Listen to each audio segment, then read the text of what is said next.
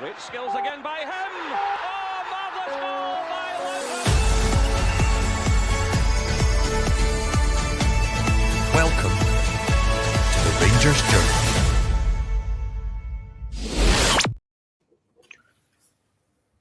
Good afternoon, everybody. Welcome to the Rangers Journal Scouting Department. And joining me today, we have Stephen and we've got Andrew joining us as we deep dive into some strikers that Rangers could be looking at either in this window or the upcoming summer window.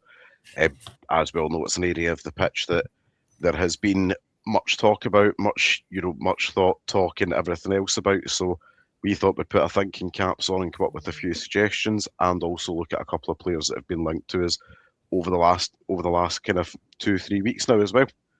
Gents, let's take it away. Now, up first we have Joe Pirot, and we'll go through the slides from left to right. We'll just go through them in alphabetical order, the way that they appear. Stephen, come talk to me about Joe.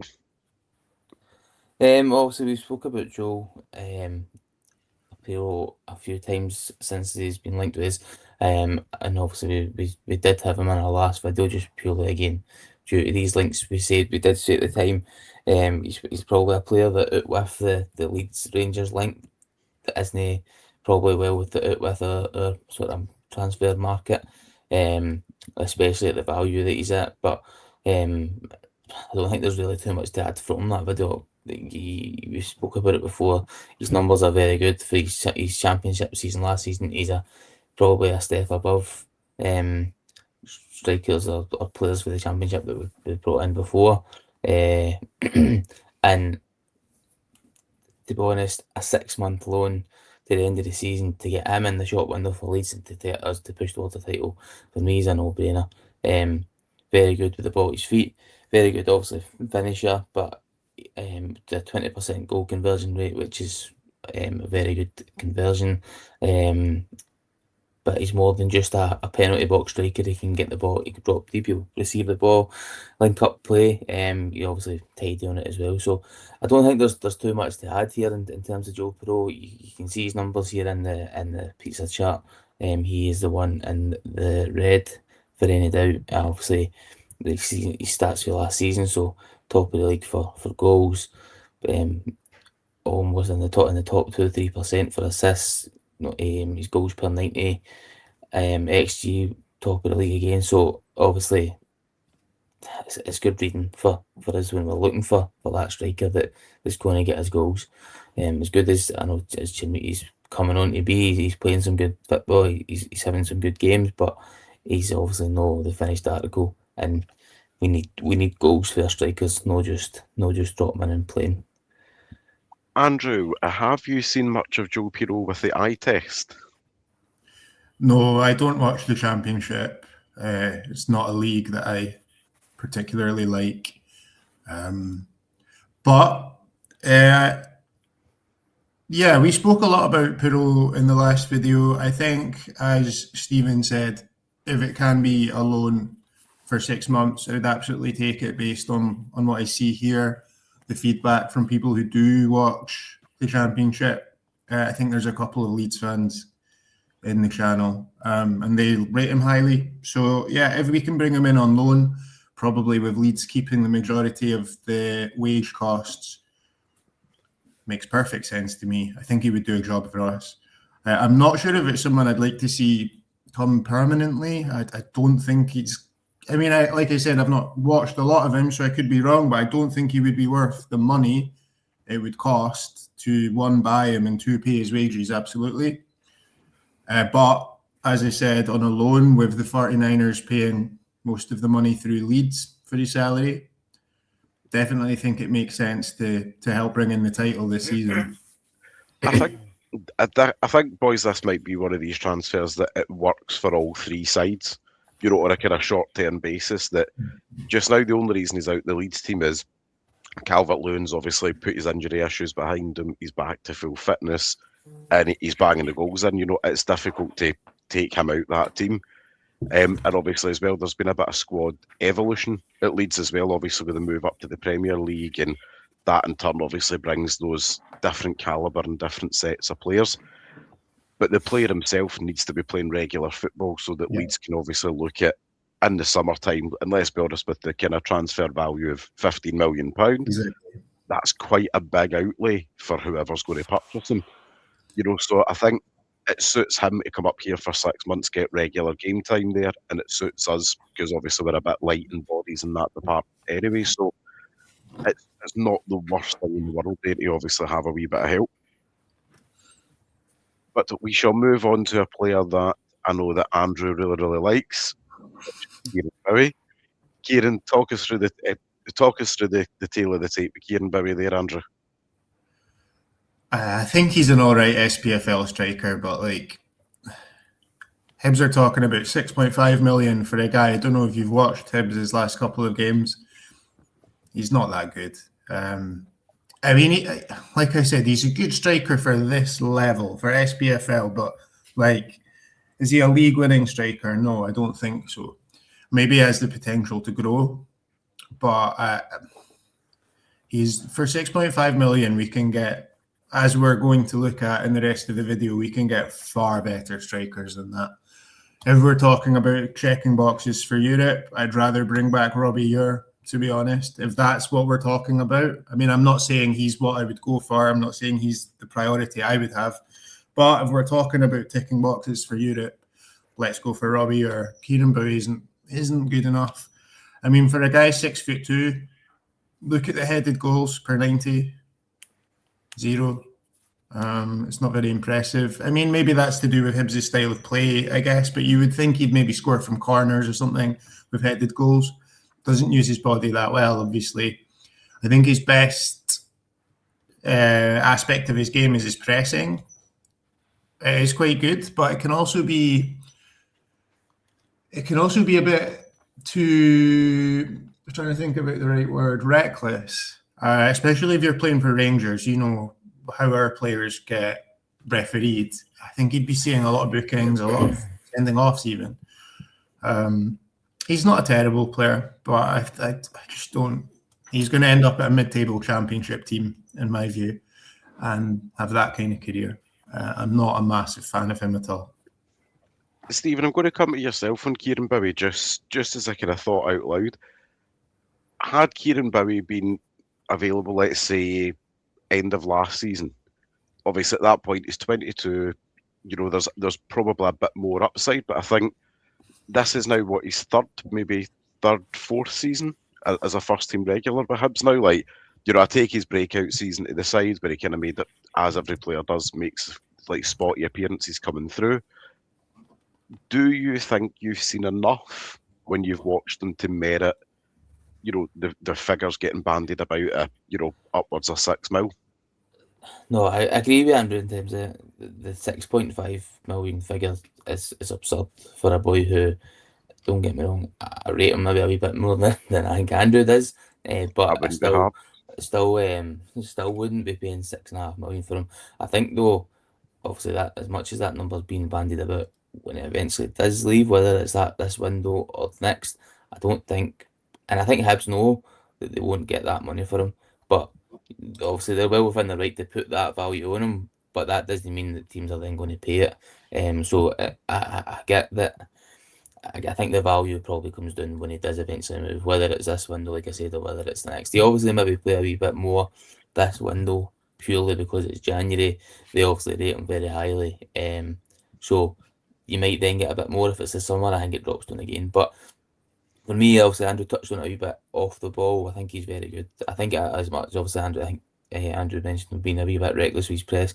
If he can hone that a wee bit more into a sort of a more guided press and a wee bit less reckless, no diving into too much, just making sure that you're in the right area and keeping the header cutting off the pass, etc. So I think there's the scope to improve. Obviously, he's 23, so he's by far for a striker the finished article. But obviously, like Andrew said, we've got other strikers in here who are around the same age, and they're probably further advanced in their sort of development than what Bowie is. But again, obviously, if you can get him on a good deal, and you're paying a decent value for him. Obviously, 6.5 is no something that you should be paying for Kieran Bowie, but there is a player there for me who can contribute. He's not going to be a starter, even if he came in the summer or he came in last summer. He wouldn't be starter. Well, maybe last summer because obviously our strikers have been poor in terms of goals this season, but Bowie's not exactly lighting it up with his goals. Obviously, he's got one more goal. He's got 8 goals this season so far. And obviously Miovski in total's on 7, so it's not exactly a massive difference. But there's an upside to it, I think, for me, but also at the same time there's a lot of negatives in terms of like say that transfer value. Does he fit into a team for 6.5 million? You can't be spending that for somebody who, well, you look at Danilo, you spent that roughly about 6 million on Danilo, and he's, as much as when he came in, he looked a decent player. His injuries hampered him, and now he's third choice striker. So you can't really have that again for me. I do like him. He's obviously got a lot to work on. He's finishing. I think we've seen it a few weeks ago. There's one that was getting banded about against the Dunfermline when he was through 1-on-1 with the striker and he delayed it and he hit it straight at the keeper. Things Made like him that. late. Things like that for strikers at Rangers is no a good. Look, obviously and I'm not comparing it with Cyril Dessers. I know you love Dessers, Mitch, but obviously you look at Dessers and his numbers that he produced over the years that he was here, but then he gets remembered purely for the misses, and I think that's obviously no comparability wise or whatever, but I think that's maybe the route that he would end up going down with. Maybe he'd maybe score his goals, but at the same time, he probably gets remembered for those ones like the miss against Dunfermline if he was to do that sort of make that sort of miss for us. Do you know what I mean? Aye, I think there's a couple of upsides with him of his age, the fact he's Scottish for the quota. He's obviously got international experience, but I think, as you say, I think the only time that £6 million plus figure getting banded about becomes realistic is if he goes and has an exceptional World Cup. I think, and that's provided he gets selected to go to the World Cup as well. It's the one area of the pitch that the national team are got quite a lot of competition for. But as you say, not one that I Centre would. mids more, no. You what? Sorry. Centre mids, no. Is the main area of Scotland to have competition. No, I think we're pretty all right in the striker front. When you look at the normally selected, and there's a couple of decent players underneath it. But as you say, for quite a lot less money as well. Look at somebody like Kieran Uri, who has been away Robbie. for 2 years now, roughly. He's been away, but he's went away. He's turned himself into a decent player as well. I'm not, as you say, nobody's saying bring him back to be a starter, but a striker 3, that's not necessarily the worst shout in the world either. But we shall move on to our next two. And I'm going to let Stephen butcher the surname in this one. So we have Sandro Kulenev. Kulenev? Is that right? Kulenovic. There we go. Stevie, you want to take this one? Yeah, so obviously player that Gordy is put in. Obviously he likes. Obviously we've had a look through at his numbers. You can see there. This is his stats for last season. Obviously played 35-minute matches, 15 goals, a good conversion rate at 22%. So obviously good numbers there. You look again at the percentiles in the chart. Goals, non-penalty goals, expected goals, shots per 90, conversion rate, all top of the tree for his season last year. So obviously all good numbers in terms of that. We look at his last 2.5 seasons at Zagreb. He's scored. He's in double figures for each of these seasons. Obviously, he's halfway through his third season at the moment. So, and he's in double figures already. You would expect him to get a few more. He's comfortable on the ball. His height, obviously, at 6'3". He's a big physical presence. He uses his body weight to hold off defenders, sort of aerial duels. I think he's maybe better in the box aerial duels in terms of his finishing. He's quite clinical. He can use a the clips I have watched him, he's a very composed finisher with his left, right, or with his head. He's quite a varied sort of finisher. And around the box, obviously, so maybe on the flip side with his aerial duels in terms of winning the ball as a target man, it doesn't seem to be the the best that I've watched a couple of times. He does use his body well to defend the ball, but in terms of when he's winning aerial duels, when I think I've watched him, he's not the best. But obviously, in terms of goals, it's a big improvement from what we've currently got, especially at a club like Zagreb. Obviously, you come here, you'll be under pressure to get the goals for Rangers to try and push us for the league title. But when you're playing for Zagreb, it's not exactly a non-pressure environment. You will be looked at to lead the line and get them good numbers. So I think there's obviously some good. There's some good upside to this transfer market value, obviously at €4 million. So it's no a massive outlay. If you were to go for him, you probably get a good deal. Again, like we said, he's obviously a few years older than Bowie, but for the numbers he's provided in the last 3 seasons, he's valued less than what Hibs are valuing him. So obviously a lot better value there for money rather than the 6.5 for Bowie. Obviously, when you look at his numbers on the left-hand side, 2.86 shots per 90, with a shots on target rate of 47% and goal conversion at 22. So he also knows, like I obviously spoke about where the back of the net is. So it would be probably a good one to look at, whether it's this window or, like we said, going forward. I think as well, Andrew, when we look at the player there as well, at 26-year-old, if the deal was right, I mean, €4 million is roughly 3.5 million sterling. When you look at that at 26, if he goes on to have a good 18 months here, maybe 2 years here, there's nothing to say that we also couldn't make money on him going forward either, because 26 by far and away is not he's not an old striker, but it comes with a good pedigree, and we all know the club have got a good history of Croatian strikers coming in. I think this is maybe one that, when you start to look at the value of transfers, when you start talking at 6 million plus for Kieran Bowie versus, let's say, even at the top end, £4 million for Kolonev, it's would you say there's more value in terms of potential sell on, compared to the two? Well, at those prices, yes, definitely. But even if there isn't sell on value, I think we'll get more value as a player out of Kolenovic.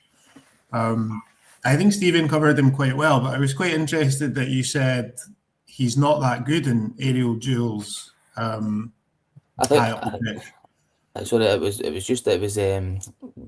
the clips that I've watched. So it's not somebody that I've watched overly. So Full obviously matches and stuff. Yeah. but when I went back and obviously had a look through our scouting clips, and it was more the aerial duels for the ball, say like for goal kicks.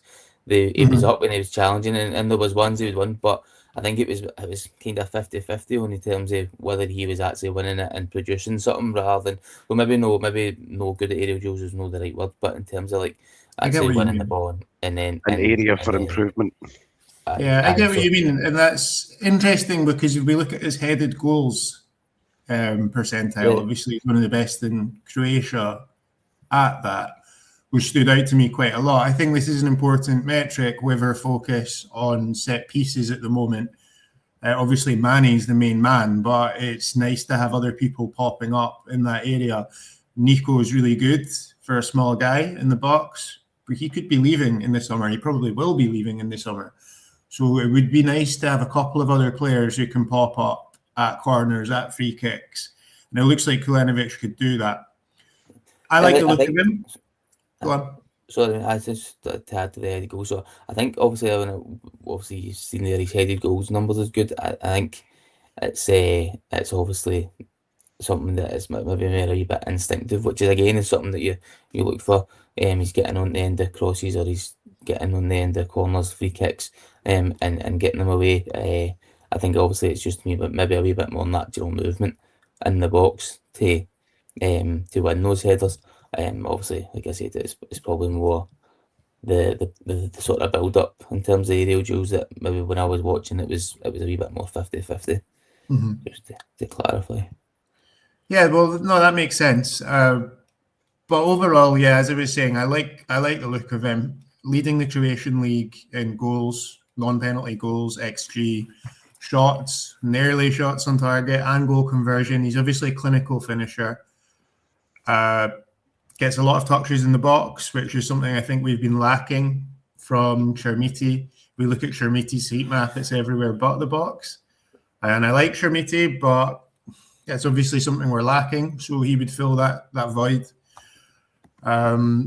Obviously, he does look like a bit of a penalty box striker. He's not got many dribbles or this kind of thing. But yeah, no, as I was saying, I like the look of him. 22.38% goal conversion is not outstanding, but it's definitely good enough. I think anything over 20 is good enough. Yeah, I like the look of him.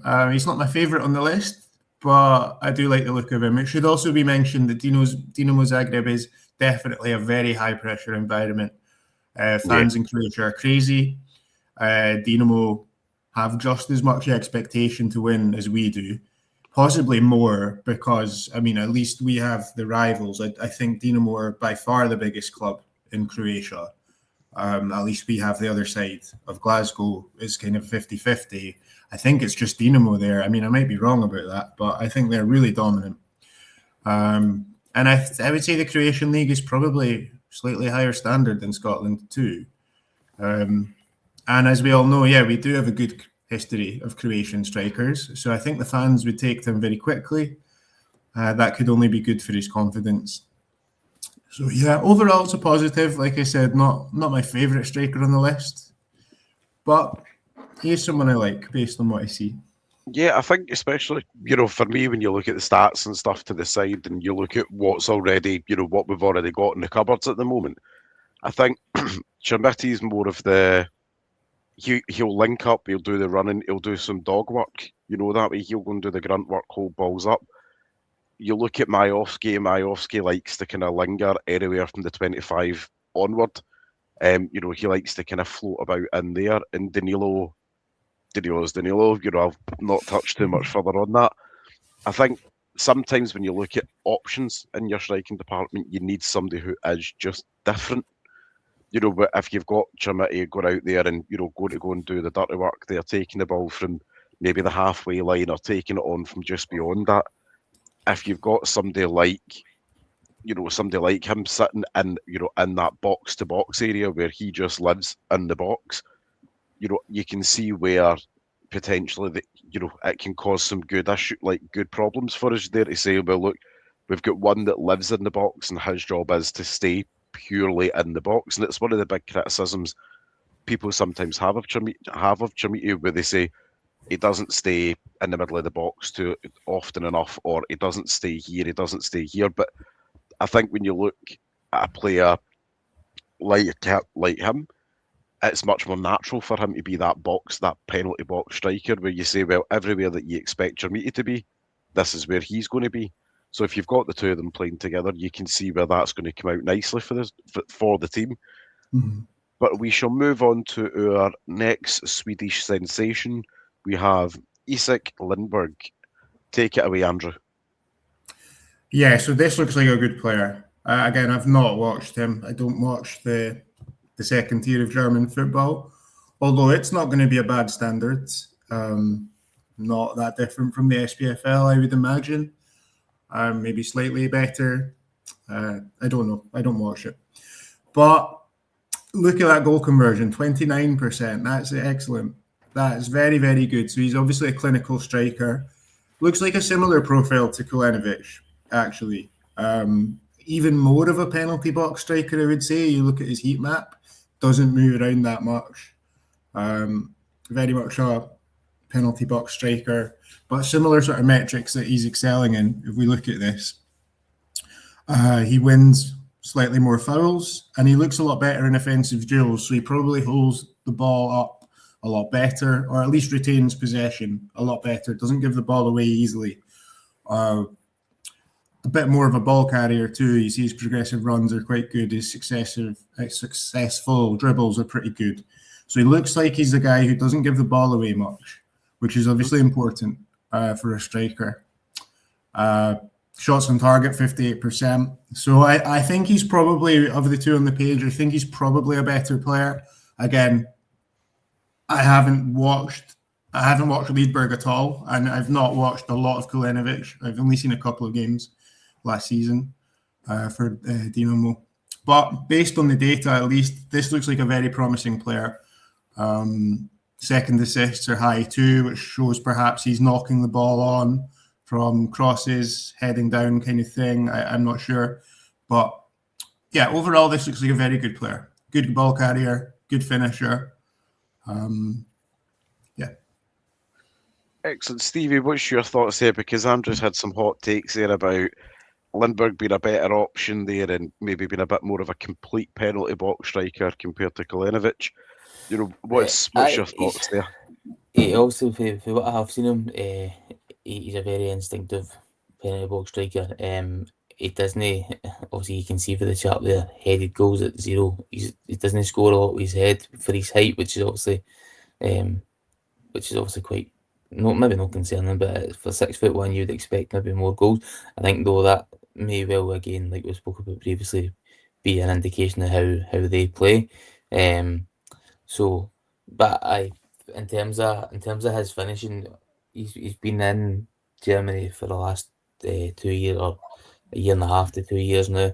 Moved over for Holland, where his numbers he wasn't excelling for numbers in Holland, but he came over here to a league that, like Andrew said, it is similar in terms of ability level. You probably look at it as being a wee bit higher than the Scottish League, but in terms of physicality and pace and style of play, it's a very similar league.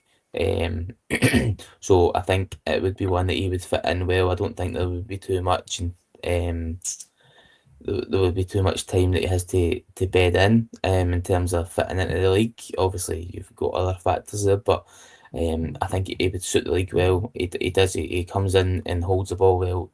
He's a good. He's good at bringing in and linking play. Like Andrew said, obviously second assist is high, so he has got that, but he'll bring the ball in well for you. He can link up play. He won't lose it much, and it's similar in terms of he's maybe not as got as much finesse maybe as Jimmy on the ball when he gets going, but he can come in and do that sort of drop in maybe 10-15 yards. He'll receive it, spin, and then you find him in the box, probably finishing the chance rather than you look at Jeremy. He'll come out, he'll pick the ball up, he'll maybe let it off, but it doesn't get in the box. Then it's then he goes and then looks for the ball again, rather than trying to spin away and create that space to find an area of the box that's free. He very much seems like a striker who would feed off good service, which obviously at times we've been a wee bit lacking in. But when you look at obviously Scott Wilson coming in, you would expect the service to start maybe getting a wee bit of a higher level. So I think he would feed very well off a good service for the wide areas. And obviously, like Andrew said, he's a very good finisher. 29% goal conversion is very, very good. So, and his numbers as well in terms of his goals so far: 17 matches played, 12 goals scored. He got 15 last season, so he's already well on track to get more than last season. So I think at 27, it's one of the ones that you come in, you would expect him to be that experienced head that would bring regular goal contributions, something that we probably expected Miofsky to do. But I think he would come in and contribute well. So I definitely one that looks a good player. I think he would fit in terms of the style of playing and obviously contributing goals that we really need. Excellent. Boys, I'm going to just ask one final question on these two, and it's just just a shot out loud there, and we don't need a long answer, but with both these strikers being 26 and 27, just that bit older than when you look at Chamiti, for example, who's at the opposite end of the scale. He's, 21, 22? Do you think that that's maybe, as Stephen just touched on there, obviously Majowski was brought in to be more that experienced backup striker and to be the help, essentially, for Chamiti. Do you think this is maybe, with both options here, this is actually what we're going to get, but more output in terms of goals back, from what we're currently seeing at the moment? I'll start off with Stephen. It's obviously hard to say in terms of, like, you need to bring somebody in and see how they fit in, well, they bed into the team, but it's definitely some people, both of them obviously are definitely a better option probably in the box in terms of contribution. You get that wee bit of a link up for them, but it's definitely better, I think, going forward in terms of getting numbers and pushing us towards the league title. For me, mate, it's a big one. Well, I don't want to do too much in there, but Andrew? Well, I think Majowski was largely signed because there was a perception that we needed more players that knew the league and could score in the league. I think part of it was like appeasing fans in some way. So these guys have got good records at a much higher level than Majowski has. Majowski had a good level at Aberdeen, didn't do well in Spain. I mean, Spanish football is very different from Scottish football, so I'm not saying we should write off Majowski because he wasn't good in Spain. So a very different style and I think it's the best league in the world, personally. I don't buy the media hype about England. But so I think these two, it's a bit different. But I do get your comparison. Definitely. Kulenovic, Liedberg, maybe a similar profile to Majowski for both of them, somewhat comparable. Just on Liedberg, before we moved on, though, I had a look at his shot map. He's scoring goals from all over the box and in all parts of the goal. And he's scoring from all different types of situations. So, again, I've not watched him, so I'm not doing this off the eye test, which is probably the best way to assess a striker's range of finishing. Mm-hmm. But I can see he's scoring from all over the box, into all parts of the goal from all phases of play. So that looks good to me. I like the look of Liedberg. Excellent. Well, we shall move on to our next slide, and we'll try and speed this up a little bit for everybody. Just I'm aware that we've taken up half an hour already. We'll go for a quick run through from Andrew on Thomas Bobček. Yeah, so Bobček is someone I've watched. Obviously, as you know, I live in Poland. I don't watch a huge amount of the Ekstraklasa, but I do watch it sometimes, and I can watch it back when I want to. So I have been watching a little bit of Bobček recently, and I plan to go watch him in person next weekend in Poznan. He's a very good player, very, very good player. I've got some notes on him. Let me just pick them up. So Lechia Gdansk, they play a 4-4-2. So the Rangers stars listening will be happy with that. He plays on the right, and he does often drift over to the wing, and he can link play very well. He's got good passing, and he knows when to pass, not to shoot. He's a unselfish player and knows when to bring others into play rather than just going for it himself all the time. But at the same time, he knows when to shoot, right? He's not overly selfless. This is sometimes a problem with strikers too. They want to pass too much. He has the confidence in himself to shoot when it's right. He's a very well-rounded player. He can beat a man. So like I mentioned, he likes to drift out to the right, and he can definitely beat his man. When he does that, takes the ball, cuts inside, can drive past the man, beat a man with skill. He's got a very good range of finishing. The simple tap-ins, tight angle finishes, shooting from the edge of the box. I haven't really seen him score from outside of the box, but from the edge of the box. Volleys, headed goals. He's powerful in the air. You can see 92.3 percentile, so one of the best in Poland when it comes to headed goals, but not only headed goals, like flick-ons. You can see that reflected in his... I'm surprised his assists are so low. I think I don't know. I don't. From the impression I've got is he can bring his teammates into play well. Maybe that's reflected better in his second assists. I'm surprised his assists aren't higher than that. I feel like that's maybe a mistake being 0. I think obviously from that analysis, though, obviously with the secondary assists, it sounds like he's peppering quite a few shots off. So obviously, if keepers are parrying the ball or if it ricochets off a defender, it's leaving a secondary chance on the table. Yeah, You know, exactly. even if he's doing that 1 in every 3 shots or something. Yeah.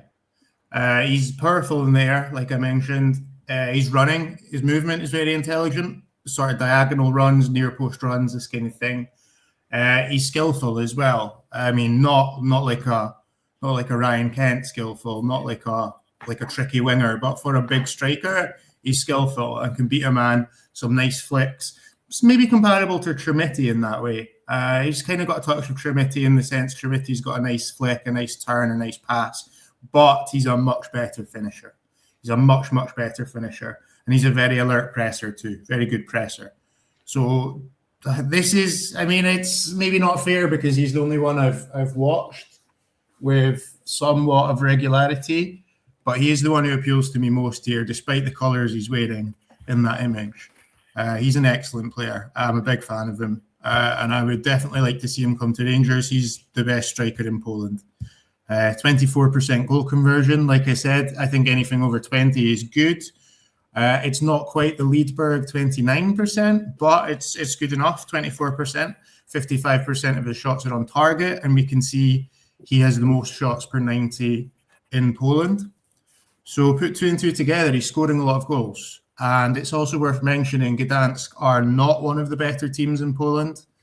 The extra class is very even. I think there are maybe only 11 points between bottom and top. I mean, I could be wrong on that, but it's very, very tight. So he's playing a very competitive level, probably slightly higher standard than Scotland. I would say us and the other side, perhaps Hearts now too, are probably better than most Polish teams. But the rest of the league, Polish teams are much better than Scottish teams, and this is reflected in their European success. I think last season there were 2 Polish sides in the Conference League semis.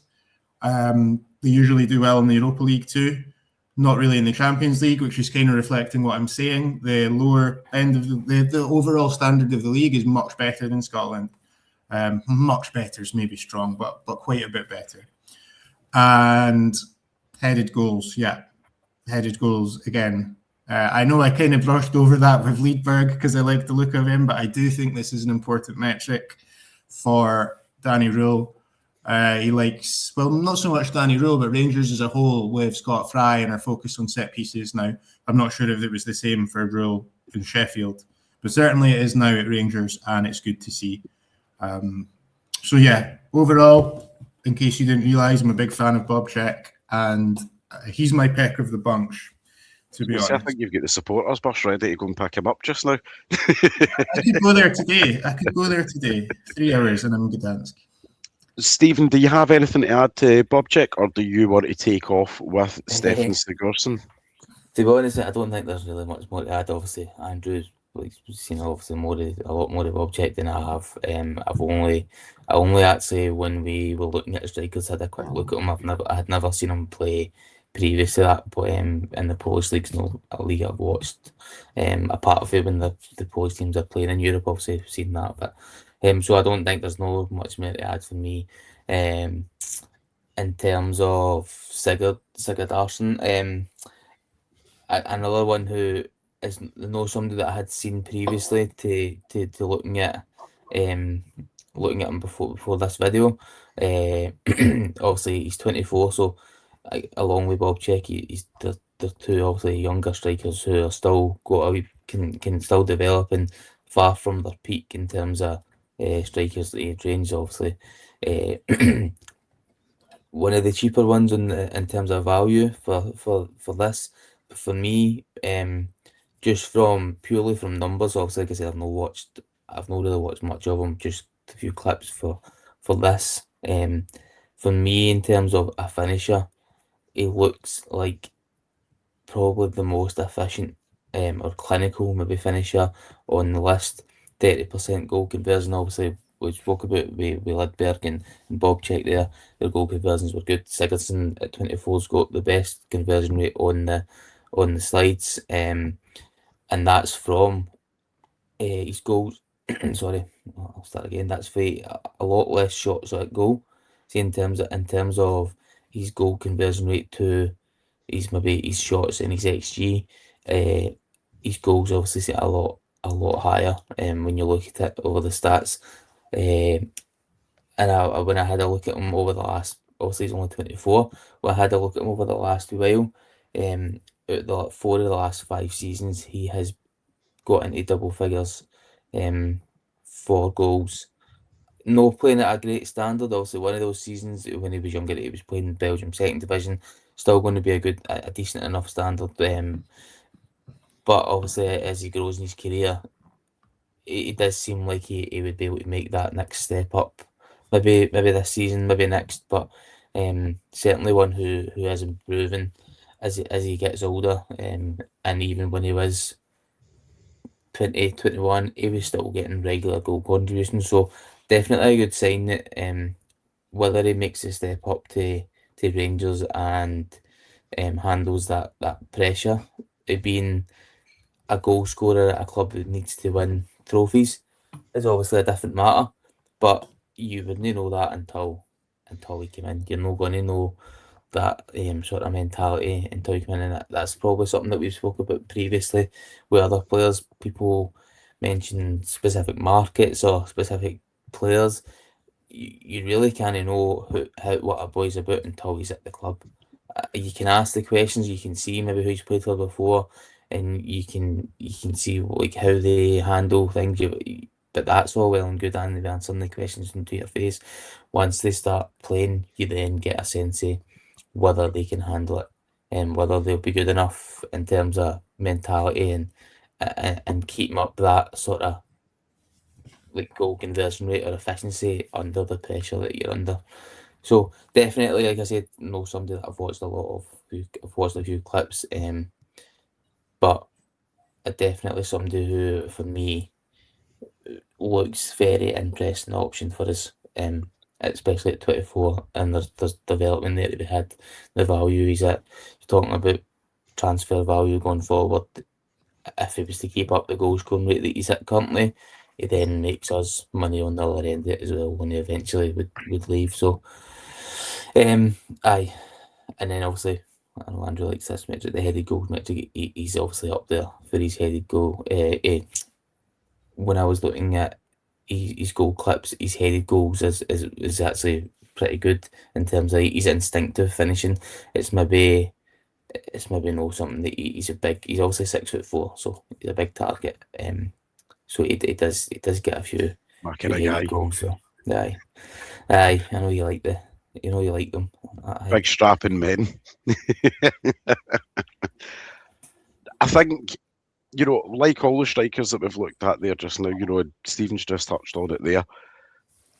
We can look at all the metrics, we can look at the data, we can look at video archive footage and stuff like that as well. But, as with everything in life, until somebody's got the shirt on their back and doing it for the team, it's right now, these are players who fit a specific profile under the way we are currently playing at the moment. And I think, as you say, we could go for any one of the 6, and it could just be the bright lights big city, maybe it doesn't cut it for them, or it could be that the bright lights big cities actually the environment that they thrive on. They are a big pressure player, and I think, as you say, it shows probably more the risks that we can afford to take now. Obviously, post takeover, that we can afford 1 or 2 duds over the course of a window. But equally, when you're shopping in that, and I'll use Bob Check just purely because he's first in my eye line just now.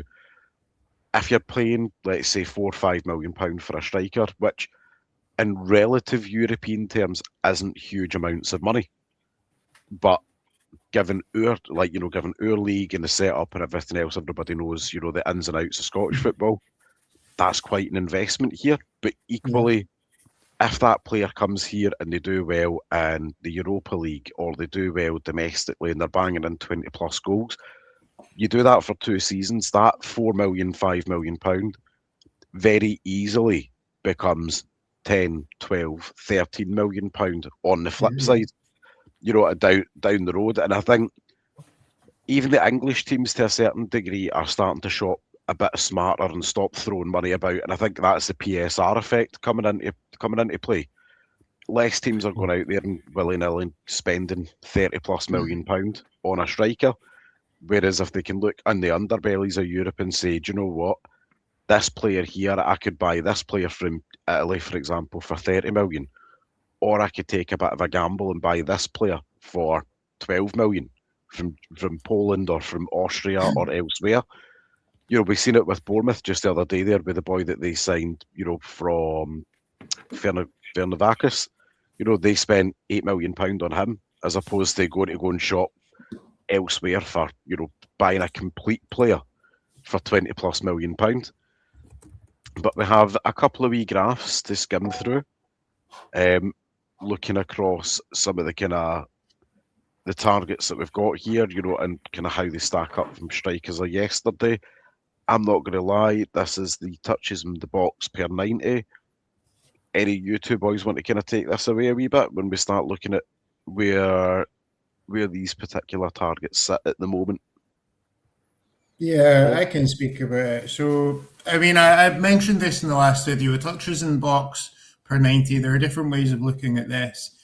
You can interpret like high goals with low touches. For example, Sigurdsson and Kulenovic and Liedberg are all in the bottom right quadrant there.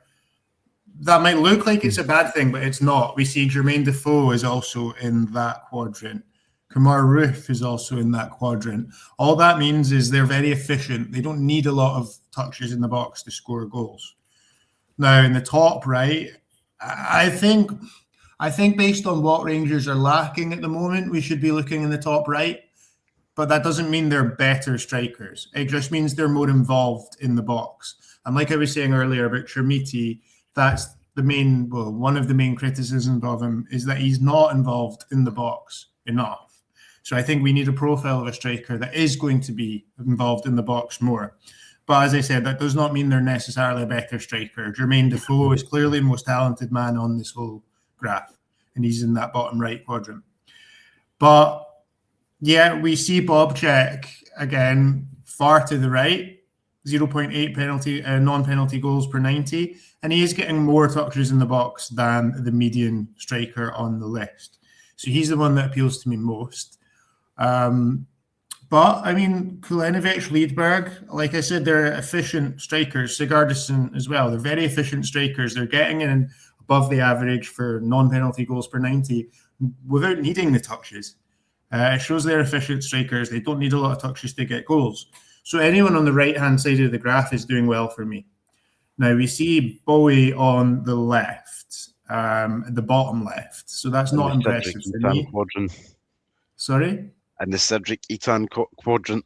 Yeah, exactly. And like, again, it doesn't mean they're bad players. Like we see Igaman in there. We all know he's not a bad player, but how many games did he play on the wing for us? He wasn't always playing up front. In fact, I think he probably played more games on the wing under Clement than up front. So maybe not fair to judge him. I think we also see Perrault in that quadrant. Maybe not a good sign, but also by accounts I've heard, he plays sometimes as a 10. So maybe that reflects why he's in this quadrant. Still, though, it doesn't fill me with optimism, and it certainly wouldn't be who I would go for on a permanent. I'm still very much open to him on loan. Don't get me wrong. And we see Chermiti, no surprises there. We know he doesn't get enough touches in the box.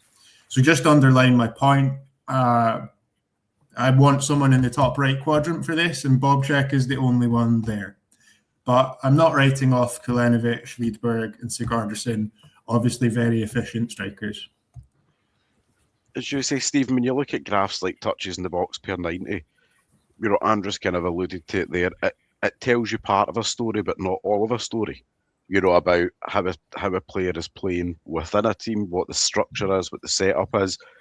Because if you looked at that And if you looked at that, that kind of top quadrant there, Antonio Cholak, kind of sits there as a standout from strikers of yesterday that used to bang in a load of goals. But then you look at his career since moving on from Rangers. He's not really set the world on fire, so it doesn't always necessarily tell the story, the true tale of the tape, does it?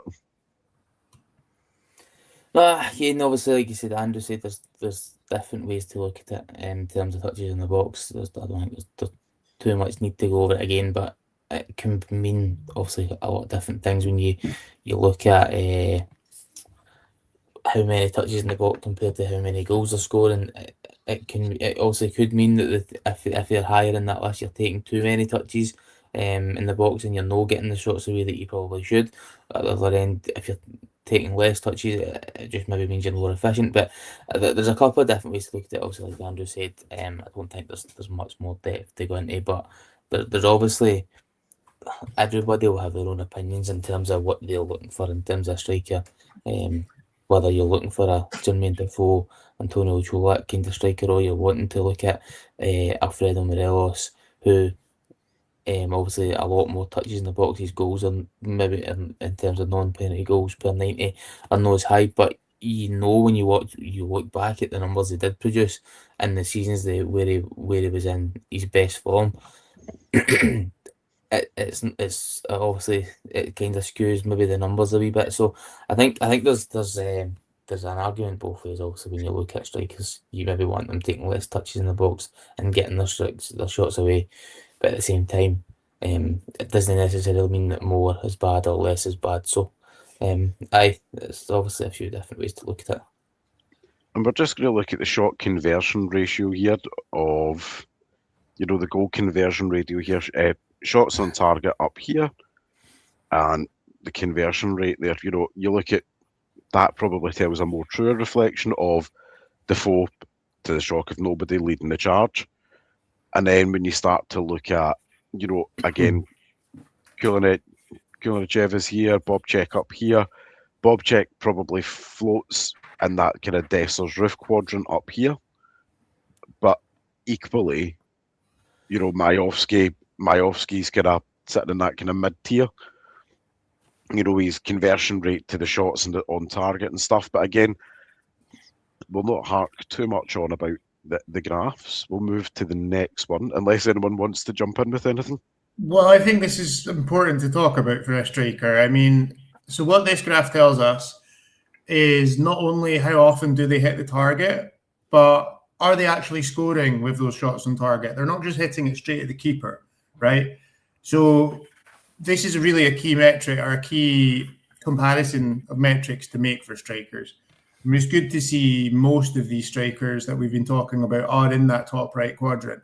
So Bobchek, Sigurdsson, Liedberg, they aren't only hitting the target, but they're actually scoring, right?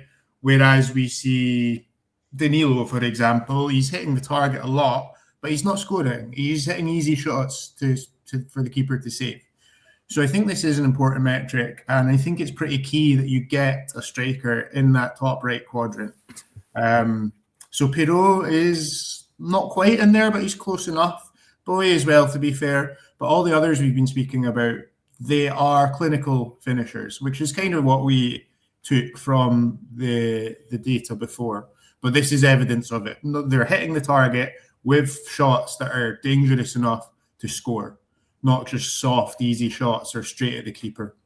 So yeah, this is important, and it's good to see all of the names that we've highlighted. This proves that they are clinical finishers. Stevie, anything to add? No, I mean, that's all I was saying. I was just about to say the exact same thing. That top right quadrant is where you want the strikers that we're looking at to be, and for four of them to be in and around there is obviously a good indicator of the profiles that we've sort of looked at. You want strikers to be not only having shots on target, but shots that are going to convert into goals and numbers. Meaningful shots. Yeah. Excellent. We have maybe two last slides, which is fouls won per 90 and received passes per 90. Again, we'll not hark too far into this, but you know, again, when you look at the fouls 1 per 90, I think that's particularly quite important in the SPFL, and especially when you start to look at when you look at when you look at the other options there as well, you know, across the Europa League and stuff like that. It's if we're going to be playing, for example, a team that on paper have a better quality squad, and I'm looking more at the Europa League level as opposed to domestically at that point, it's what striker can win you that half opportunity, you know, who can win you an opportunity of a dead ball situation 25 yards out by just doing some of the grunt work, as I would call it, you know, where they're going to take that one for the team with the take one in the ankle. And I think, you know, again, most of the players that we've looked at are sitting in that positive quadrant up here for that. You know, when you've got Sigurdsson up here, Kieran Bowie up here, we've got our own Yusuf Chamiti over here, we've got Lindbergh, and, you know, we've got everybody else kind of floating in that quadrant, which again I think is quite important. Yeah, I mean, I would have rather compared fouls per 90 with offensive drills per 90 to see how often they get into offensive drills and how often they come out with free kicks from that. A problem with this, as you touched on with Scottish football, is I'm not surprised that Bowie's heart is higher than the others, because Scottish football is more physical. There are more fouls generally compared to Polish football, to Croatian football, to German football. So I'm not surprised by that. But you are right. It's important that a player can win free kicks, especially with our focus on set pieces at the moment.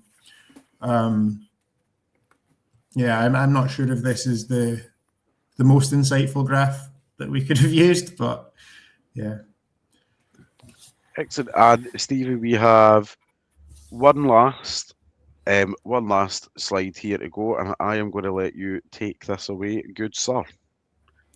So obviously here you're looking at the six strikers we've just looked at in comparison to Yusuf Chamiti, who obviously is probably our main striker at the moment. And what stands out instantly for me is the right hand side of each radar. So if you look at them in the top right here, goals and assists, non-penalty goals, expected goals, assists, and even sort of the goal conversion, everybody's is obviously higher than what Chamiti is. So it's maybe an indication Chamiti's obviously, we could say, he's no in the box enough to be taking these chances. When he is getting these chances, he seems to sort of panic a wee bit and fluff at them, whether that's an age thing and he's still needing to develop. But you look at particularly as we go down this bottom list here, we've got Lundberg, Sigurdarsson and Bobchek in the bottom three here. Their goals and non-penalty goals particularly, and their goal conversion rates are massively high compared to what we're used to seeing with Chamiti. So I think it's an indicator of the profile that we're kind of looking for, and we've identified with the data available is as somebody that we need to get a goal scorer in, and we all know that. Yeah, I think for the most part, in terms of passes and accurate passes, fouls won, even touches in the box, he's got a wee bit better, and for some of them compared to what we've looked at. But for me, the important side of that is that right hand side of the chart. For the right hand side of the radar, sorry. You need your striker to be scoring goals. I would be less interested in a striker dropping in and linking up play than on being in and around the box and converting the chances that we do create. So that's a big indicator for me that that's the sort of profile that we're looking at, and hopefully the sort of profile that Rangers are looking at as well, because I think that's what we need, to be honest. I think it's a double-edged sword, doesn't it, Andrew, when you think, you know, Chamiti's got, I think for me, quite a high ceiling as a player. You know, he's starting to show that now. You know, and we've seen it obviously even at under 21 international level, obviously now with Portugal, he's getting some recognition and the goals are coming. But I think, you know, with the demands of the club as well, we need somebody who can do it right now, you know, somebody who could almost do it yesterday. And I think having that extra body, you know, and I think, you know, we can all talk about the overall forward line of, you know, who's contributed what this season so far, etc. Having that just out and out straight goal scorer who can maybe ease some of the pressure off Chermiti as well, to maybe let him fulfil some of his potential, but also takes care of today's risks of turning those scrappy, 0-0 games into a 1-0, or turning those 2-2 draws on the 88th minute, somebody who's going to pop up, given that you get that one chance on the 91st minute or whatever. Who would you say to yourself, I would stake my mortgage on you scoring that? I think Well, that kind of shows that. Yeah, I'm going to say Bob Check again. But no, I think you're right there. I would say, I think if we want a player that's going to take a game by the scruff of the neck, they need to be a bit more than just a penalty box striker that's a clinical finisher. And this is why I like Bob Check. From what I've seen, I mean, it's easier when you're playing as a two, I guess, but he is very much able to do that, to bring others in and score himself. We want a player who's good at both. And Chermiti is very good at bringing other players in and that kind of thing, but he's not very good at scoring goals, although he has scored in the highest pressure environment, obviously away at the Chamber of Secrets. So, yeah, I mean, looking at these radars, they all look like good players. Even Bowie, who I wrote off a bit, he looks like a better player than Chermiti on the radar. Now, from the eye test, I think we'd all agree that's not true. But maybe he's a better clinical striker. So I think we've identified 6, at least decent strikers. I would say 5 very good strikers. Hopefully it's somewhere Rangers will move. Hopefully in January, but certainly in the summer. I think it will be Perot, hopefully, for a 6-month loan. And then I would love to see Bob Check or any of the other guys. They all look like good players come in the summer. Excellent. Well, guys, we shall wrap that up here. And as we've touched on there, we want to give you an appetite of 6 different types of strikers that could potentially come in to help the club at the moment. Gentlemen, as always, thank you both for your time. This pod's been brought to you by Kenny and the team over at the Bluebells Bar. Make sure if you're going off on your holiday, add them into your destination list. And as always, every night is a Rangers Journal night.